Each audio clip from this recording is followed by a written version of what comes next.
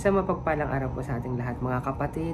Ito po yung day 2 ng ating documentary na kung saan ay binabahagi ko po sa inyo ang aking buhay bilang isang mga ngaral ng magandang balita. At today po ay share ko po sa inyo yung buhay ko kung paano ba ako naging isang Kristiyano. Ako po ay nagmula sa angkan ng mga manggagamot at medium. Ang aking ama, sa side po ng aking ama ay manggagamot sila. At sa side na rin po ng aking ina ay sila po ay sa mga Kristiyano. Noong time po kasi na iyon, nung bata pa ako, nung magbuntis po ang aking ina, sinabi sa akin ng aking ina na nasabi niya sa akin na, o ikaw, hindi ka na magiging bunso, mayroon ka ng kapatid. Ako naman dahil bata pa ako noon, sabi ko sa aking ina, ayoko maging kuya, gusto ko ako lang ang bunso. So nangyari, namatay yung bata sa sinapupunan ng aking ina. Tapos nagbuntis ulit ang aking ina.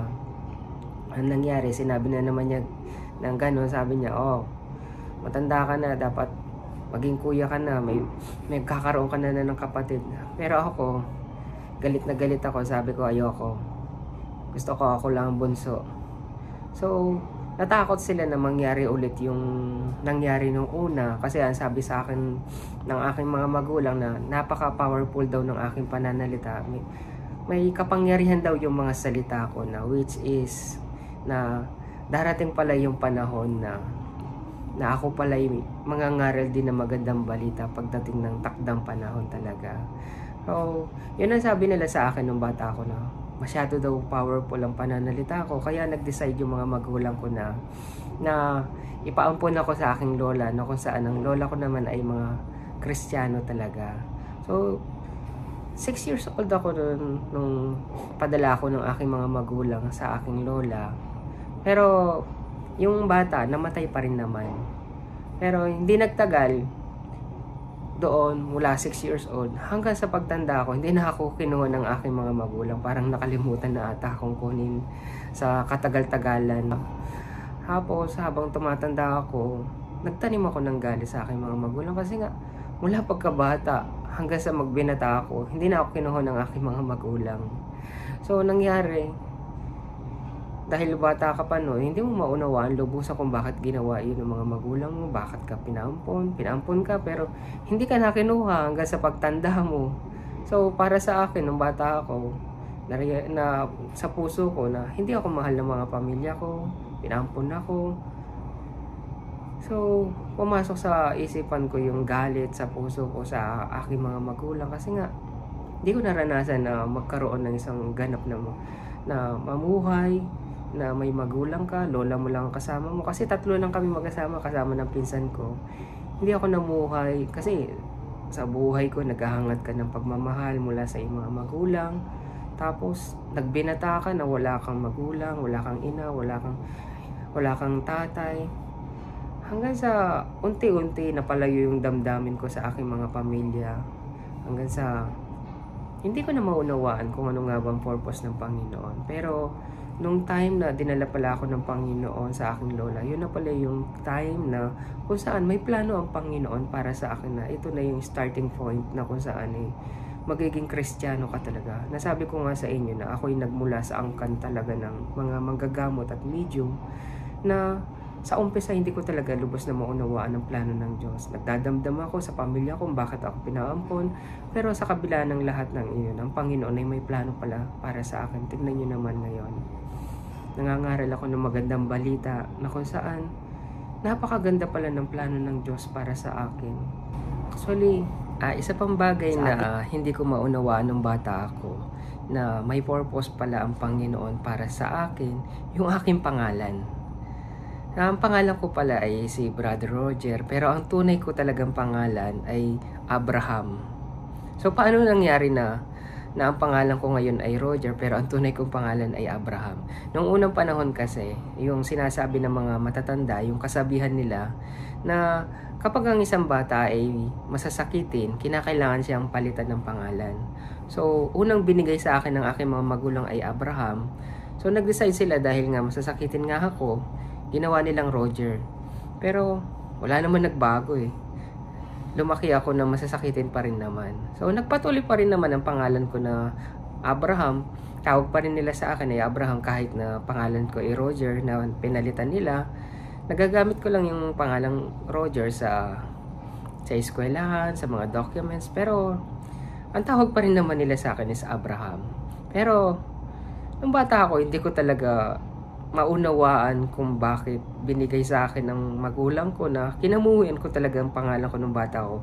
Alam niyo kung bakit? Kasi nga nung bata ako, yung may awit kasi, may kanta kasi nung bata ako na pangalan ay Abraham, na kung saan tinutokso ako sa pangalan ko, na ang sabi nila sa akin, si Tatay Abraham, 7 ang kanyang anak, yung isa bulag, yung isa pilay, yung isa pipi.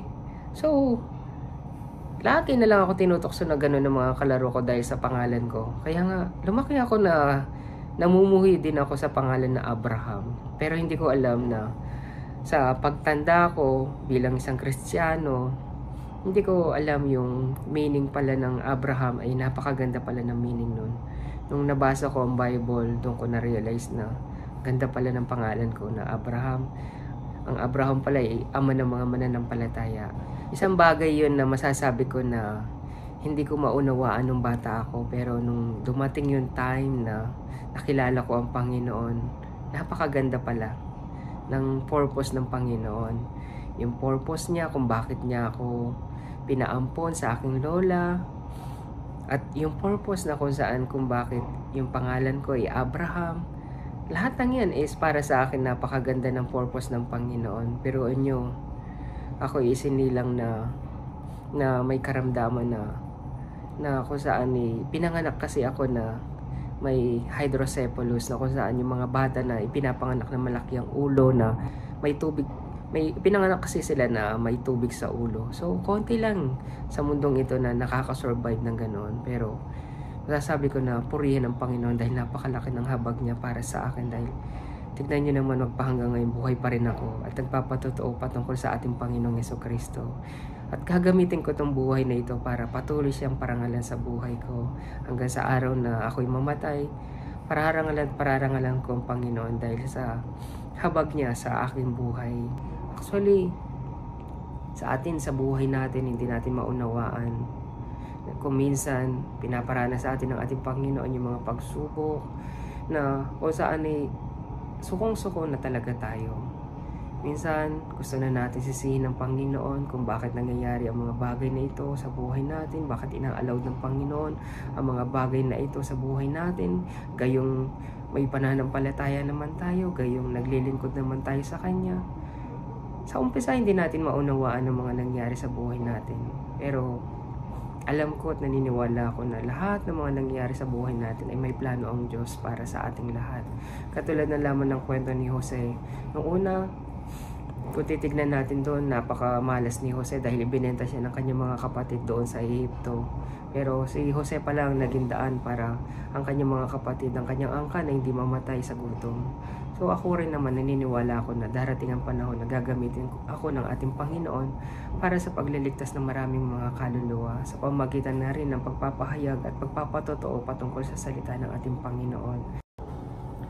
Ngayon nga mga kapatid, gaya ng sinasabi niya sa aklat ng Jeremiah 29 verse 11, sabi niya nga dun, sapagkat batid kong lubos ang mga plano ko para sa iyo, mga planong hindi ninyo ikasasama kundi para sa inyong kabubuti. Ito yung mga plano magdudulot sa inyo ng kinabukasan.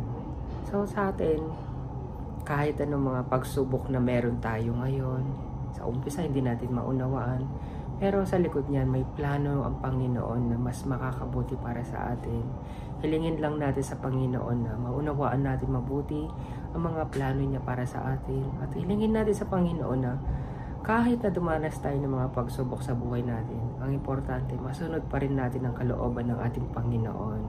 So, magpakatatag tayo sa pananampalataya, huwag tayong susuko, magtiwala tayo sa Panginoon sa oras ng mga pagsubok, mga bagay na dumarating sa buhay natin. Tumawag lang tayo sa pangalan ng ating Panginoong Jesucristo at sigurado ang Panginoon ay darating para tayo sa kaluluhan sa ating mga problema sa buhay. Yun lamang po mga kapatid, may God bless you all sa ating lahat. Salamat po na marami.